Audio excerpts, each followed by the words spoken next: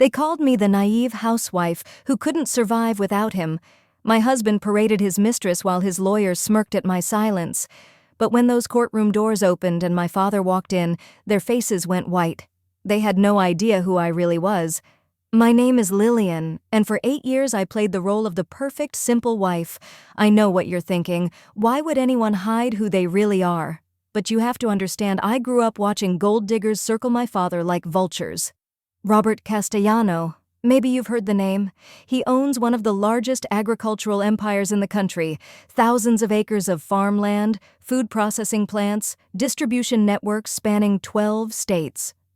Growing up, I never knew if people liked me or for what my last name could give them. So when I met Derek at a friend's barbecue, I introduced myself as Lillian Morris, my mother's maiden name. He was charming, confident, worked in pharmaceutical sales. He didn't look at me like a prize to be won. He just looked at me like a woman he wanted to know. For the first time in my life, I felt seen for who I was, not what I had. We fell in love. At least, I thought we did. I never told him about my father's wealth. I never mentioned the trust fund sitting in an account I never touched, or the fact that I had a degree in agricultural economics from Cornell. I wanted a marriage built on love, not on what I could provide. My father warned me. He said, "Lily, hiding who you are isn't the same as finding someone who loves you."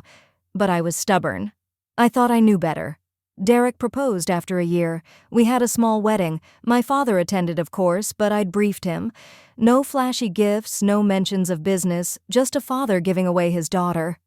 Derek thought my dad was a retired farmer living modestly. We settled into what seemed like a comfortable life. Derek was doing well in sales, and I played the devoted wife. I cooked, I cleaned, I supported his career moves. When his company wanted to transfer him to another state, I packed up without complaint. When he needed to network and schmooze clients, I hosted dinner parties that made him look good. What Derek didn't know was that some of his biggest career wins weren't really his at all. That major contract with Morrison Food Services? My father made a phone call. That distribution deal that earned Derek a promotion?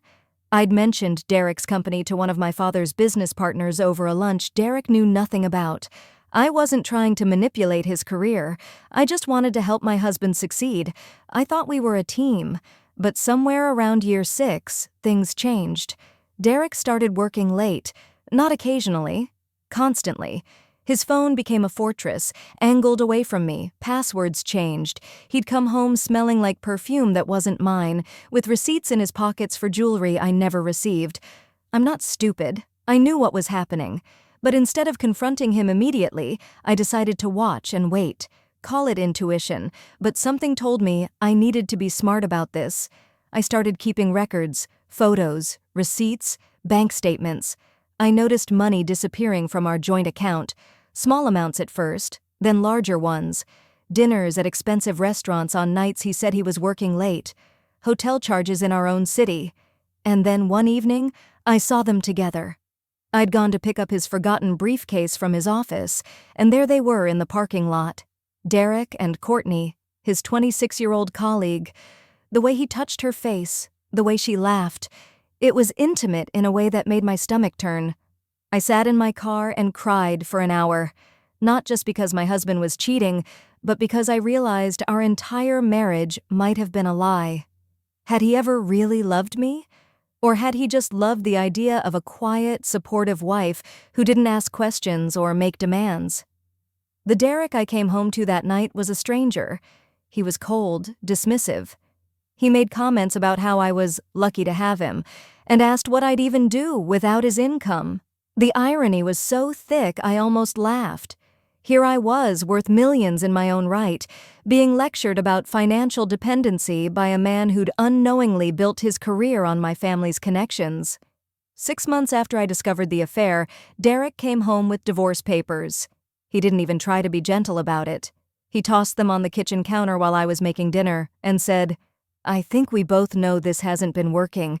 I'm offering you $50,000 to walk away quietly. That's more than generous considering you haven't contributed financially to this marriage." I just stared at him, wooden spoon still in my hand. The audacity was breathtaking. The house is in my name, he continued, checking his watch like this conversation was inconveniencing him. The savings are mostly my earnings. You can take your personal items, the $50,000, and we can both move on. I need an answer by next week. I need time to think, I said quietly. He smirked. Don't take too long. And maybe get a lawyer. Oh wait, can you even afford one? What Derek didn't know was that I'd already hired Patricia Vance, one of the best family law attorneys in the state. The consultation had been enlightening. Patricia had looked at my case files, all my documentation, and then at me with new respect.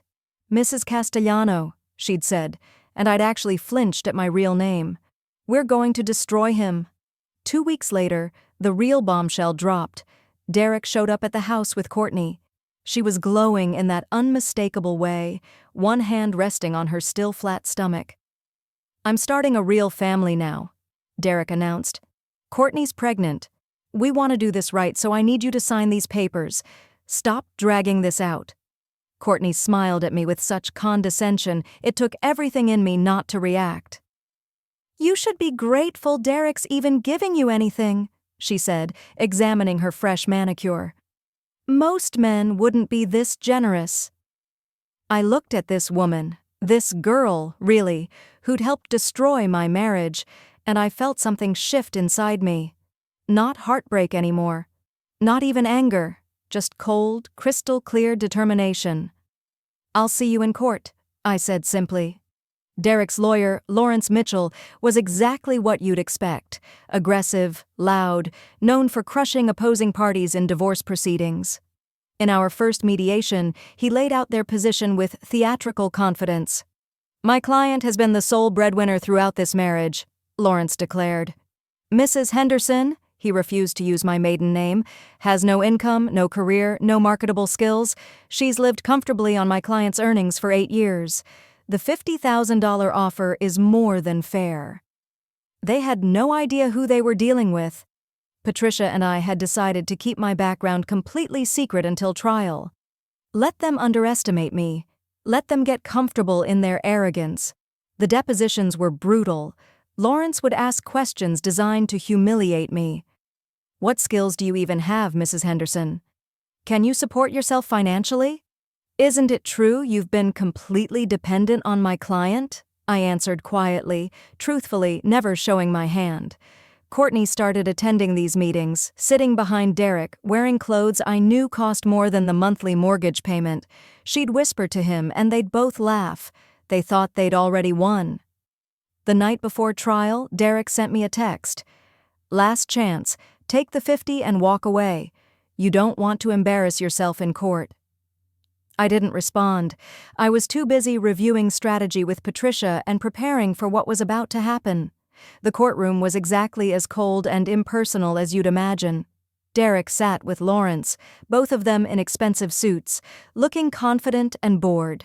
Courtney was in the gallery, smiling like she was watching a show. I sat with Patricia, wearing a simple dress, no jewelry, looking every bit the meek housewife they expected. Lawrence presented their case first, and he was vicious. He painted me as a lazy dependent who'd contributed nothing to the marriage. He argued that Derek's career success was entirely his own doing, that I'd been a financial burden, that the $50,000 offer was overly generous given the circumstances. Your Honor, Lawrence concluded, my client is prepared to move on with his life. He's starting a family, building a future. We request that Mrs. Henderson receive minimal support and no claim to marital assets she didn't help create. The judge seemed to be listening carefully.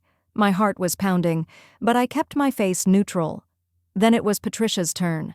She started with the affair, emails, text messages, photos. Derek shifted uncomfortably. Then came the financial records. Patricia laid it out meticulously. $183,000 spent on Courtney over 2 years. Jewelry, trips, rent for an apartment, designer clothes, all marital funds. Mr. Henderson claimed to be working late, Patricia said calmly. In reality, he was spending his wife's entitled share of their income on his mistress. Derek's face was turning red. Lawrence tried to object, to minimize, but the evidence was overwhelming. Then Patricia dropped the first real bomb. Your Honor, Mr. Henderson didn't just spend marital funds inappropriately, he committed insurance fraud. He listed Ms. Courtney Brennan as his spouse on his company insurance policy 6 months ago, while still legally married to my client. The courtroom went silent. Derek's eyes went wide.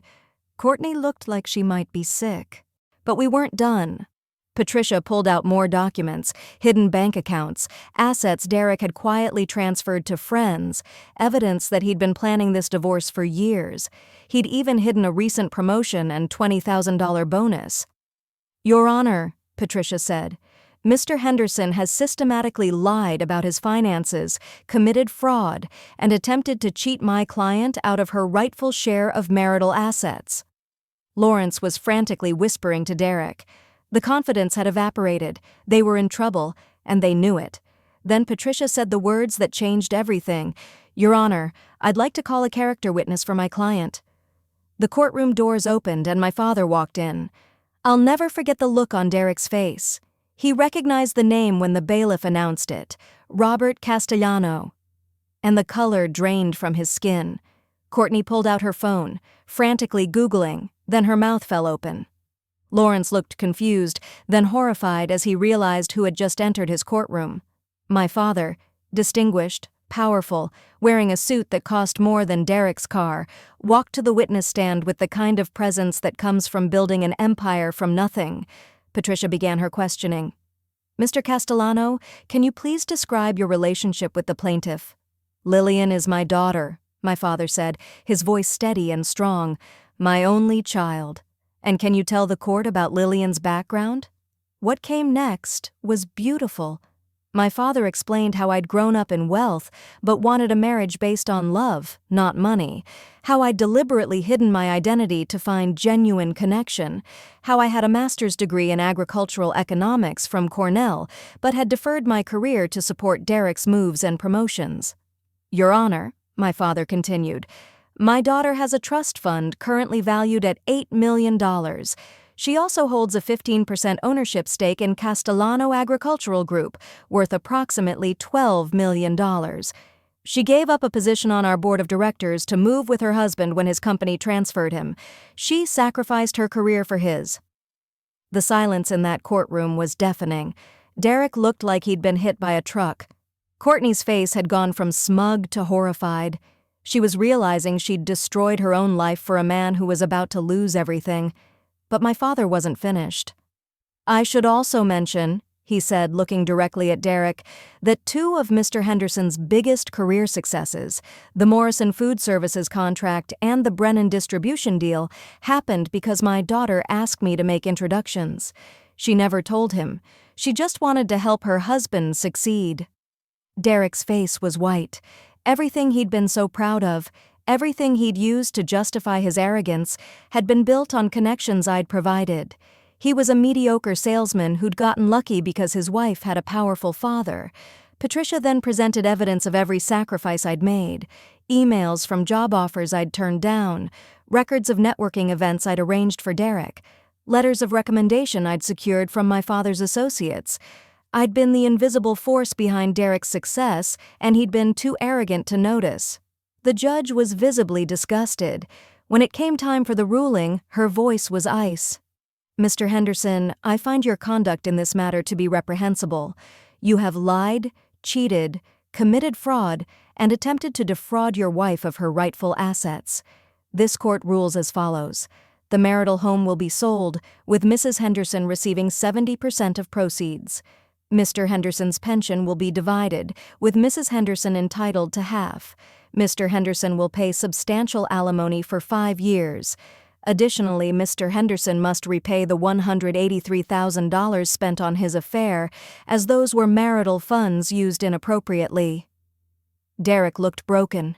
Courtney was crying in the gallery. Lawrence was gathering his papers in defeat. But there was one final twist. As we left the courtroom, Patricia pulled me aside with a smile. I just got a call, she said. Your father's company was in final negotiations with Derek's pharmaceutical firm for a $50 million distribution contract, was being the key word. Your father withdrew this morning. I later learned that Derek's company fired him within 2 weeks.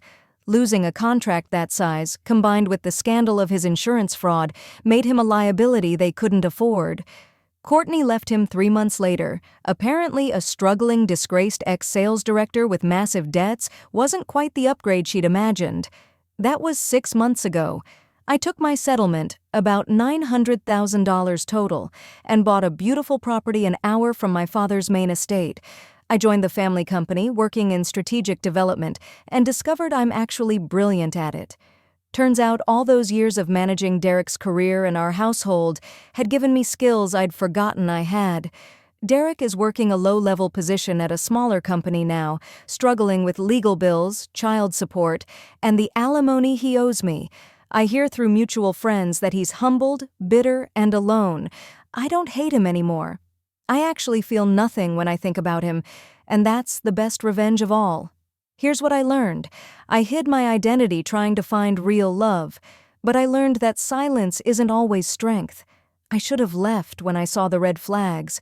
I should have valued myself enough to walk away from someone who didn't value me. But I don't regret how it ended. Justice was served in the most poetic way possible. Derek thought marrying a simple wife meant marrying a powerless one. He mistook my quietness for weakness, my humility for stupidity.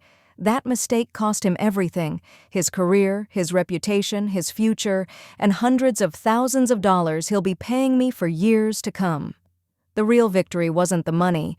It was watching the exact moment in that courtroom when he realized I was never powerless at all. I chose to be modest. I chose to be humble. I chose to support him. But he was too arrogant to see that those were choices, not limitations. Sometimes the quietest person in the room is the most powerful. Never mistake kindness for weakness, and never ever underestimate a woman who's been silent, because when she finally speaks, the truth she reveals can destroy empires. If this story of karma gave you satisfaction, hit that like button. Subscribe for more stories of justice served, and drop a comment. Have you ever been underestimated? How did you prove them wrong? Share this with anyone who needs a reminder that arrogance always has a price. Next video is coming soon with another incredible story of revenge. Ring that bell so you don't miss it.